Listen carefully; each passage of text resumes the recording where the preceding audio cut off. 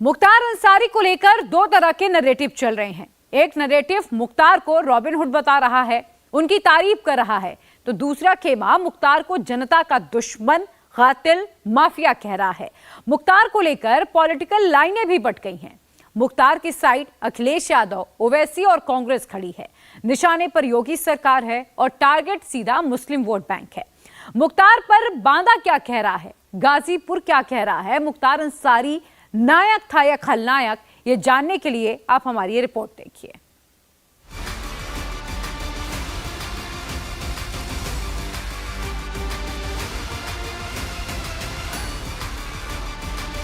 गरीबों के मसीहा थे, जहाँ कहीं भी लोगों की सुनवाई नहीं होती थी, उनके यहाँ होती थी। चाहे बच्चे की शादी हो, चाहे गरीब हर जगह से सताया हुआ हो, इनके यहाँ हर काम हो जाता था। मुख्तार अंसारी का गैंग था। मुख्तार अंसारी गैंग का भय और आतंक था। उसके गैंग का जबरन धन वसूलों में, चाहे कृष्णानंद राय हत्याकांड हो, नंद किशोर रुंगटा हत्याकांड हो, तमाम हत्याकांड में वो वांछित था। खामोशी है, फिर शोर आएगा। तुम्हारा सिर्फ वक्त आया है, हमारा दौर आएगा। अवधेश राय की हत्या भी कोई मामूली नहीं, अजय राय के भाई हैं। तो हत्याएं तो गाजीपुर में बहुत हुई, ठेकेदारी के राइवलरी में हत्याएं हुई। इंसानियत खत्म हो चुकी है, कोई इंसानियत अब बाकी नहीं रही। किसी की हिम्मत नहीं थी कि मुख्तार के अगेंस्ट बोल सके। तो जब ये माहौल बन गया तो कौन जाके गवाही देगा? जिसने कोशिश की न्यायालय में गवाही देने की, वो मार दिया गया। माफिया मुख्तार अंसारी की मौत पर गाजीपुर से बांदा तक अलग अलग नैरेटिव है, अलग अलग रिएक्शन है। कृष्णानंद राय के घर में खुशियां मनाई गई। इस वक्त हम गोडूर गांव में मौजूद हैं और यहीं पर बीजेपी के विधायक कृष्णानंद राय का घर है।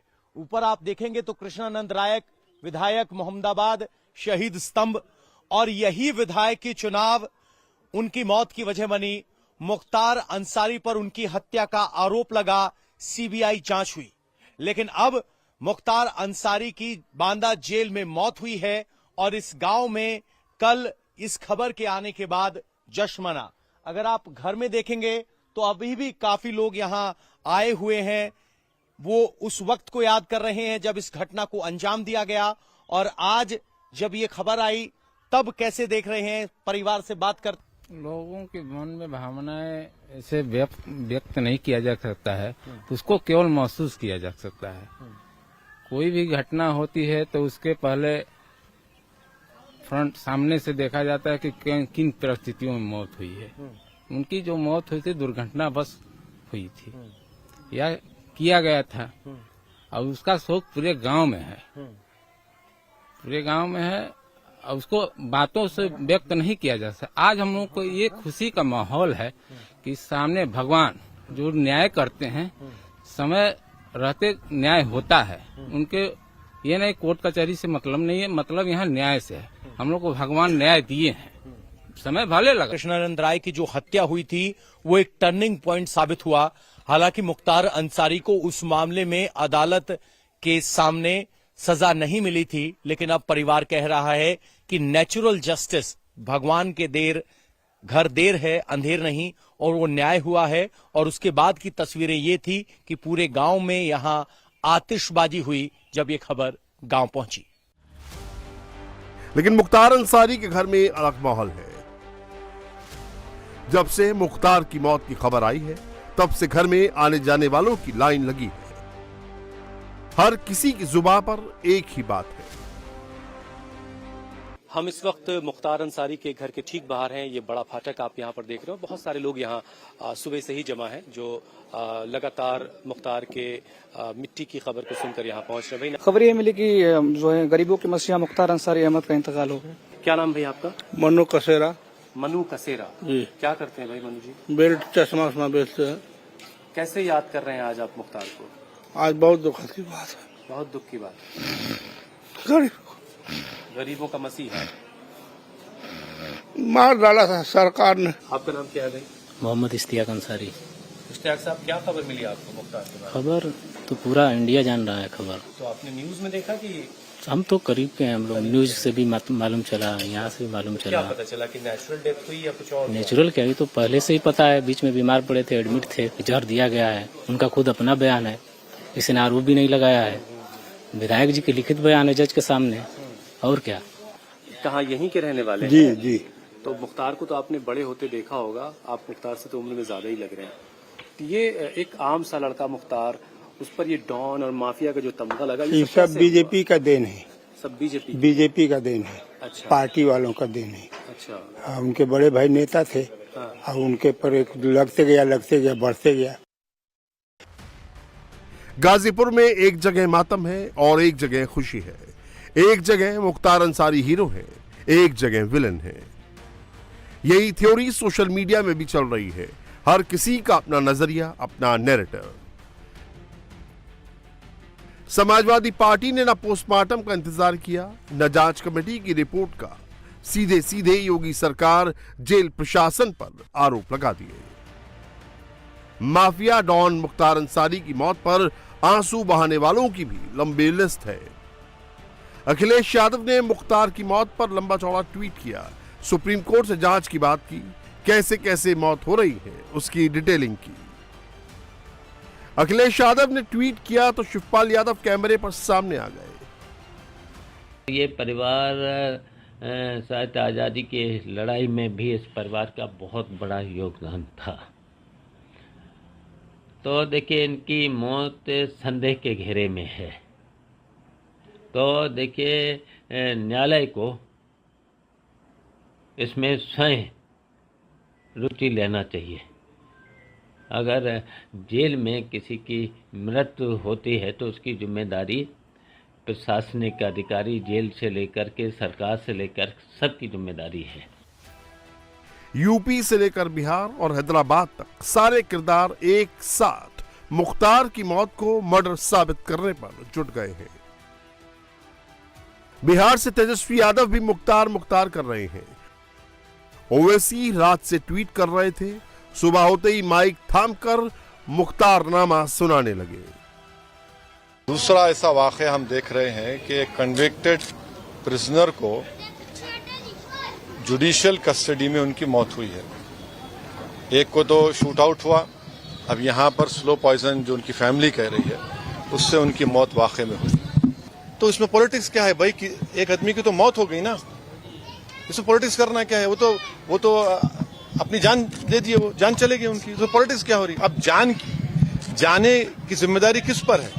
इसमें पॉलिटिक्स क्या करना है? इसमें तो सच्चाई को जानना है, जस्टिस करना चाहिए। ये क्या हो रहा है? ये कैसे हो रहा है? रूल ऑफ लॉ से देश यूपी चलना चाहिए, रूल ऑफ गन से नहीं चलना चाहिए। जब एंटी मोदी मोर्चा मुख्तार का हमदर्द बन गया तो कांग्रेस भला कैसे पीछे रह सकती थी। बंगाल से अधीर रंजन चौधरी यूपी को समझाने लगे। उत्तर प्रदेश में बहुत कुछ होते हैं, जिसको लगे उसको गोली से भून दिया जाते हैं और एक धब्बा लगाए जाते हैं। कोई क्रिमिनल होते हैं, कोई भागने की कोशिश किए वगैरह वगैरह बहाना बनाते हुए उत्तर प्रदेश में एक दहशत की महल पैदा होते हैं। हम सब जानते हैं, क्योंकि जेल खाना के अंदर जब पुलिस हिरासत में रहते हैं तब भी लोगों को गोली से भून दिया जाते हैं। ये हिंदुस्तान में और कहीं नहीं है, जो उत्तर प्रदेश में है। तो उत्तर प्रदेश में ये दहशतगर्द चलते आते हैं, आज भी ये चल रहे हैं। लेकिन मुख्तार की मौत पर सियासत करने वालों को जवाब मिल रहा है। कृष्णानंद राय के भाई पूछ रहे हैं कि जब मेरे भाई की हत्या हुई तब ये सवाल उठाने वाले लोग कहां थे? डॉक्टरों की टीम ने न्यूज हेल्थ बुलेटिन जारी कर दिया है कि हृदय गति रुकने से इनकी मृत्यु हुई है। पोस्टमार्टम भी हो रहा है, शायद हो गया होगा, तो जो होगा सामने आएगा। लेकिन पूर्व की सरकार में जेल में तानाशाह रूप से बैठकें करते थे, 100-200 लोगों को बैठा के मीटिंग करते थे, धन उगाही करते थे, हत्या की सुपारी देते थे। उस समय इनकी तबीयत नहीं खराब होती थी, उस समय सवाल नहीं उठते थे। अवधेश राय जी की हत्या हुई, उस समय कोई सवाल उठाने वाला नहीं था। कृष्णानंद राय जी की हत्या हुई, उस समय कोई सवाल उठाने वाला नहीं था। मन्ना सिंह ठेकेदार मऊ की हत्या हुई, उस समय कोई सवाल उठाने वाला नहीं था। मऊ के दंगे में खुलेआम हथियारबंद लोगों के साथ गाड़ी में चारों तरफ घूमता था, उस समय कोई सवाल उठाने वाला नहीं था। तो आज राजनीति का रोटी सेकना है तो लोग सवाल उठा रहे हैं। ऐसे अपराधी प्रवृत्ति के लोगों को पूर्व की सरकारें पसंद करती आई हैं और पसंद करती रहेगी। उनकी जैसी मंशा है उसी हिसाब से लोग काम करते हैं। कृष्णानंद राय की फैमिली इसलिए खुश है क्योंकि कृष्णानंद राय की मौत के पीछे मुख्तार का नाम था। मैं हमेशा दर्शन करने आती हूँ। आज का दिन हमारे लिए बहुत खास का दिन था। वो तो भगवान बाबा विश्वनाथ को पूरा भरोसा था। आज बाबा के विश्वनाथ की आशीर्वाद से कृपा से मुझे न्याय मिला है, क्योंकि सीबीआई कोर्ट से भी हम लोग हार गए थे। आज योगी और मोदी जी का जेल में जो कि आज हमको न्याय मिला। इसको देखने का क्या सवाल है। ये सबसे पहले तो जितने बच्चे जितने परिवार अनाथ हुए हैं उसको बड़ा खुशी की बात है कि आज वो अपने को गर्व महसूस करते हो कि ऐसे अपराधी का यहाँ से अंत हुआ है, इस धरती से बोझ खत्म हुआ है। कृष्णानंद राय की जान को खतरा था, इसीलिए उनकी गाड़ी बुलेट प्रूफ थी। बुलेट प्रूफ कार को आम राइफल से नुकसान नहीं पहुंच सकता है। इसके लिए एलएमजी जैसे हथियार की जरूरत थी जो सेना के पास होती थी। कृष्णानंद राय की हत्या के लिए सेना के एक भगोड़े से 1 करोड़ में एलएमजी की डील की, जिसकी सूचना यूपी एसटीएफ को मिल गई। उस समय शैलेंद्र सिंह एसटीएफ के डीएसपी थे। उन्होंने छापेमारी कर उस एलएमजी को बरामद किया और मुख्तार पर पोटा के तहत केस दर्ज किया। लेकिन बाद में शैलेंद्र सिंह पर पोटा केस वापस लेने का पॉलिटिकल दबाव आने लगा, जिसके बाद उन्होंने अपने पद से इस्तीफा दे दिया। वो अपने लोगों से कहता था कि अगर ये लाइट मशीन गन हमको मिल गई तो हम कृष्णानंद जी को मार देंगे, क्योंकि उनकी गाड़ी जो बुलेट प्रूफ थी वो राइफल के अगेंस्ट में थी और इसकी मारक क्षमता ज़्यादा होती है लाइट मशीन गन की। तो इसलिए वो बार बार कहता था ये किसी भी कीमत पे ये लाइट मशीन गन हमारे पास आनी चाहिए, विरोधी के पास ना जाए। तो उस समय रीज़न यही था। और 1 करोड़ स्वाभाविक है, बहुत उस समय 20 साल पहले उसकी वैल्यू थी। लेकिन उस समय उसको लगता था नहीं 1 करोड़ में हम अपने विरोधी को निपटा देंगे तो पूरा साम्राज्य हमारा हो जाए, क्योंकि उसको पॉलिटिकल चुनौती मिलने लगी थी। अपने ही क्षेत्र में गाजीपुर में वो हार गया था, कृष्णानंद जीत गए थे। तो हाँ, भाई उनके हार गए थे, तो उसको ज़मीन खिसकते नजर आई और उनके लिए बहुत बड़ा कांटा थे वो। तो इसीलिए उनको चाहता था कि लाइट मशीन गन मिले ताकि इनको हम खत्म कर सकें। मुख्तार की मौत पर आंसू बहाने वाले उसकी क्राइम हिस्ट्री की बात नहीं कर रहे हैं। मुख्तार अंसारी के खिलाफ कुल 65 केस दर्ज हुए। 8 केस में उसे सजा मिली, 2 केस में उसे उम्र कैद की सजा मिली। मुख्तार बांदा जेल में 18 महीने बंद था। मुख्तार का परिवार अब स्लो पॉइजन देने का आरोप लगा रहा है। हमने तो लिख कर दिया है कि दिल्ली एम्स के डॉक्टरों से कराया जाए। हमें यहाँ की चिकित्सा प्रणाली और शासन प्रशासन पर विश्वास नहीं है। वो सोशल मीडिया पर भी है और मीडिया को भी हमने मुहैया करा दिया।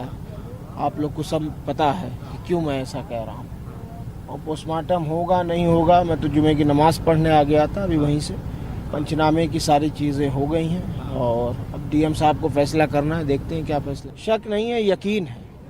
यकीन है कि ये स्वाभाविक मौत नहीं, संयोजित हत्या है। यूपी सरकार ने 5 सीनियर डॉक्टरों का पैनल बनाया। इस पैनल ने मुख्तार का पोस्टमार्टम कर दिया है। आगे की जांच के लिए विसरा को सुरक्षित रखा गया है। योगी सरकार ने जेल में मुख्तार की मौत की मजिस्ट्रेट से जांच तक के आदेश दे दिए हैं।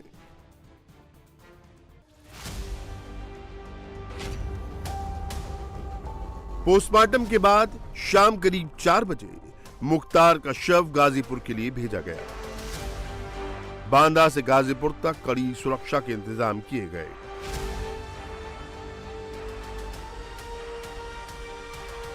हमारी जानकारी के मुताबिक चित्रकूट के एक्सप्रेसवे से होने के बाद ये काफिला प्रयागराज होते हुए और उसके बाद वाराणसी का जो एक्सप्रेसवे आता है वहां से होते हुए गाजीपुर पहुंचेगा। 8 घंटे का सफर जरूर लेना चाहिए और लगभग 430 किलोमीटर का यह पूरा सफर है। जो पूरा पोस्टमार्टम की इतनी लंबी प्रक्रिया हुई है उसके पीछे वजह यही है कि पूरे प्रोसेस की वीडियोग्राफी की है।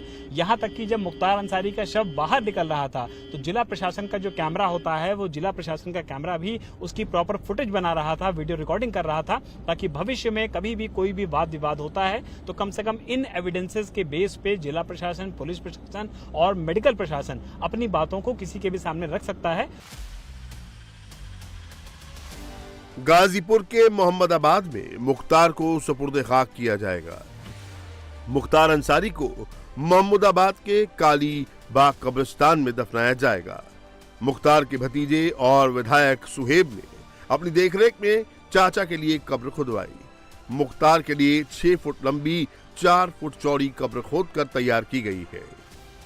ये अंसारी परिवार की खानदानी कब्रगाह है।